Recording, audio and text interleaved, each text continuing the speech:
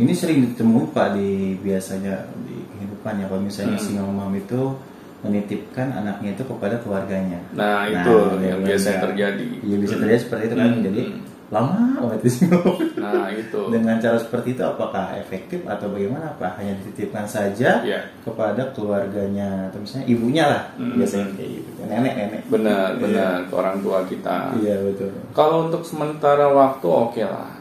Tetapi kalau sampai bertahun-tahun lamanya, ini yang akan menjadi bumerang buat anak-anak kita, terutama kondisi mentalnya.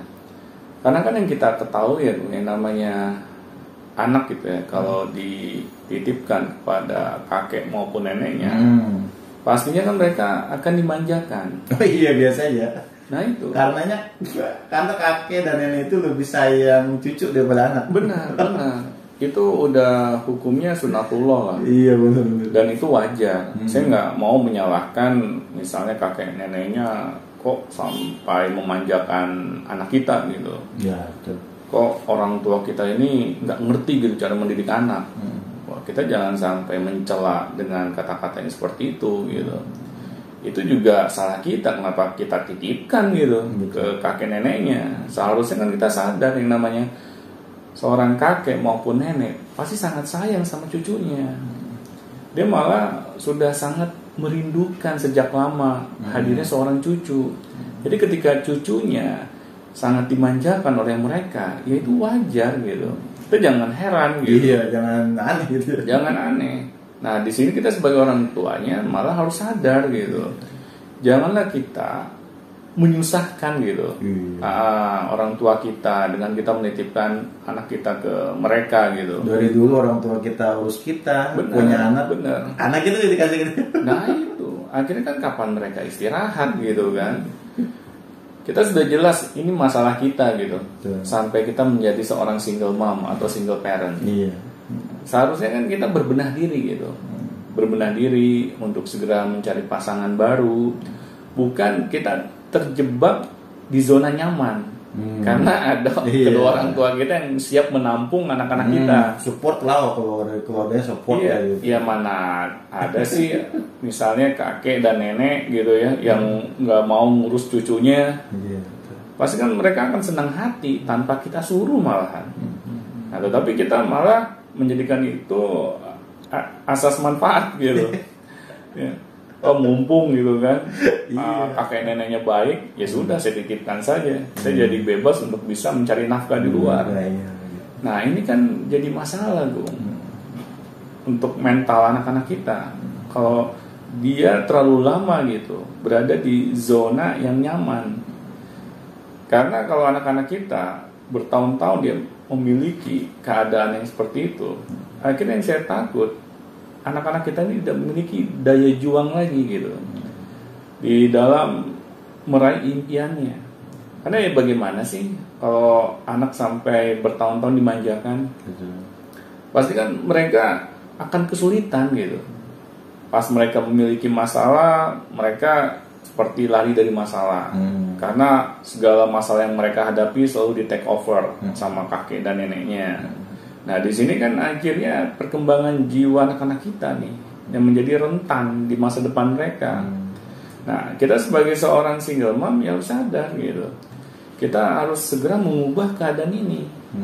Jangan sampai kita terjebak gitu dalam keadaan yang seperti ini dan kita merasa bahwa ini baik-baik saja. Ini baik-baik saja. Nah ini yang kadang sering terjadi gitu kepada para single mom. Nah makanya kalau saya pribadi sih jangan kita terlalu nyaman gitu dengan keadaan seperti itu. Kita selalu berpikir gitu dengan keras gitu. Bagaimana caranya nih saya harus memiliki pasangan yang baru. Iya, pasangan yang terbaik. Pasangan yang terbaik. Yang penting kan kita ikhtiar dulu gitu kan. Kita jangan sampai menyimpan trauma. Karena yang namanya keadaan yang istilahnya tidak sesuai dengan keinginan kita, itu pasti akan kita ketemui gitu. Iya, pasti. Kita nggak mungkin gitu kan selalu keadaan itu ideal gitu menurut kita. Kita kalau dengan keadaan yang tidak ideal, kita akhirnya melarikan diri dari masalah. Kadang trauma mengingat sesuatu yang sudah lalu. Nah itu. Terus tanpa berpikir ke depannya nih, anakku gimana dan gue. Benar. Kadang begitu ya. Jadi banyak orang yang mikirin dulu, takut punya suami lagi tuh karena, pasti gitu lagi kan. Itu. Padahal kalau kita mikir ke depan ya Pak ya, bagaimana anak kita, bagaimana kita nantinya. Nah ini makanya perintah di agama kita jangan terlalu berburuk sangka gitu. Iya. Apalagi ini kejadiannya di masa lalu. Kan belum tentu masa ini maupun masa depan itu akan sama dengan masa lalu kita. Nah disinilah pentingnya kita selalu mau berpikir positif dong. Karena kalau kita tidak berpikir positif, kita selalu mengingat keadaan di masa lalu kita akan terjebak gitu dengan keadaan ini berlarut-larut. Ya sudah, cukuplah gitu. Kita yang mengalami trauma. Jangan sampai anak kita pun ikut-ikutan memiliki trauma yang sama dengan orang tuanya. Karena kan anak ini masa depan itu masih jauh gitu. Dia harus lebih memikirkan mereka dibandingkan diri kita. Malah anak itu tidak perlu tahu gitu keadaan psikologis ibunya. Iya kadang tapi terkadang malah nularin. Nah itu. Iya itu dulu bapak itu jahat gitu. Nah itu. Waduh, kita ikut-ikutan jadi provokator gitu. Seharusnya kita menjaga nama baik sang ayah agar selalu positif di depan anak-anaknya.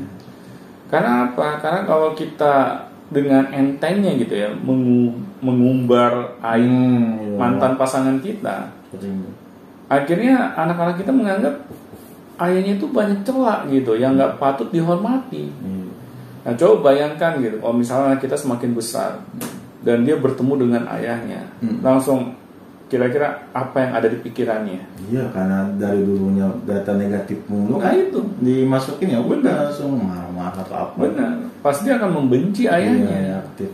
Nah, padahal kan yang kita ketahui di dalam agama itu kita tidak boleh membenci orang tua.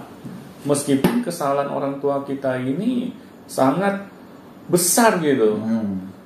Kita harus mau memaafkan mereka. Nah, di sinilah agama itu mengajarkan seperti itu. Tetapi kalau cara kita malah menjelekkan mantan pasangan kita, akhirnya kan bagaimana anak-anak kita ini bisa respect kepada ayahnya. Nah di sini kita akhirnya harus sadar gitu bahwa kejadian di masa lalu ini ya kesalahan kita berdua saja gitu dengan pasangan kita. Jangan anak-anak kita ini diikut sertakan gitu kan dalam keadaan yang seperti tidak ideal ini gitu. Nah di sini makanya gue kalau saya pribadi ya saya selalu menganjurkan gitu bagi para single mom, single parent, ayo segera menikah lagi, cari pasangan lagi, karena kita harus menyelamatkan gitu jiwa-jiwa anak-anak kita. Karena kalau kita tidak mau melangkah ya untuk memperbaiki keadaan, tidak ada satu orang pun di dunia ini yang akan membantu merubah keadaan kita. Oke, baik. Terima kasih pada sama-sama sering-sering pada hari tentang single mom atau single parent ya. Baik, terima kasih.